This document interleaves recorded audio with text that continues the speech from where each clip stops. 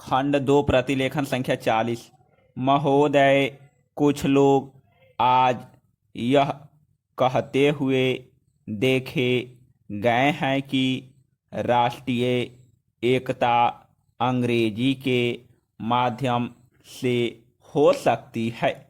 कई लोगों की धारणा है कि अंग्रेजी निकाल दी जाए तो राष्ट्र टुकड़े टुकड़े हो जाएगा, वैज्ञानिक प्रगति रुक जाएगी।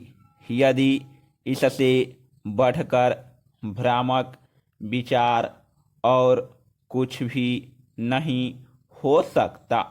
मैं अंग्रेजी की उपादेयता को नकार नहीं रहा, किंतु हर जगह उसका वर्चस्व हो यह स्वीकार्य नहीं हो सकता। किसी देश की भाषा के साथ उस देश की संस्कृति, विचारधारा और मान्यताएं जुड़ी रहती हैं और उन्हें प्रकट करने के लिए उस देश की भाषा ही सर्वसक्षम होती है। स्वतंत्रता के पूर्व राष्ट्रीय गौरव आम जनता को दृष्टि में रखकर किया जाता था। राष्ट्रीय एकता का अर्थ है करोड़ों भारतीयों की एकता, और यह एकता हिंदी से ही लाई जा सकती है, अंग्रेजी से नहीं। अंग्रेजी को बनाए रखने की नीति मानसिक दासता की द्योतक है। यदि हिंदी और भारतीय भाषाओं के विरुद्ध अंग्रेजी षड्यंत्र को विफल नहीं किया गया तो जनतंत्र एक मखौल बनकर रह जाएगा। हिंदी और भारतीय भाषाएं तो सहोदय हैं, उनमें आपसी कोई विरोध नहीं।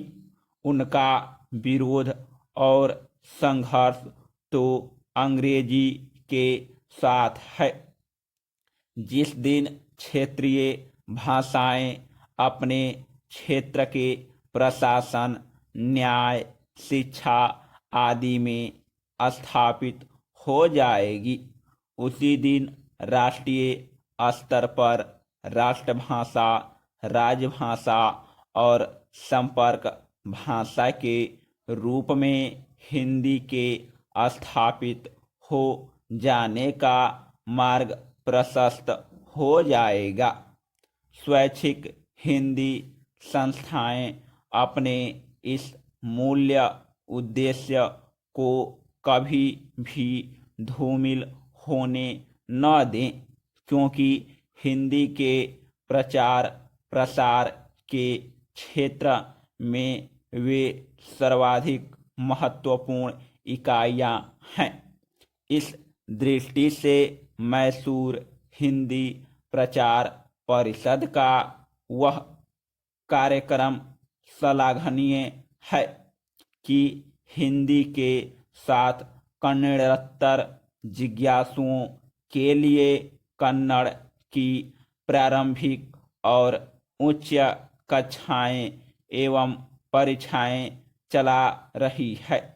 अपनी दैनंदिनी में भी हिंदी के साथ साथ कन्नड़ में दिन और तिथियां दी हैं।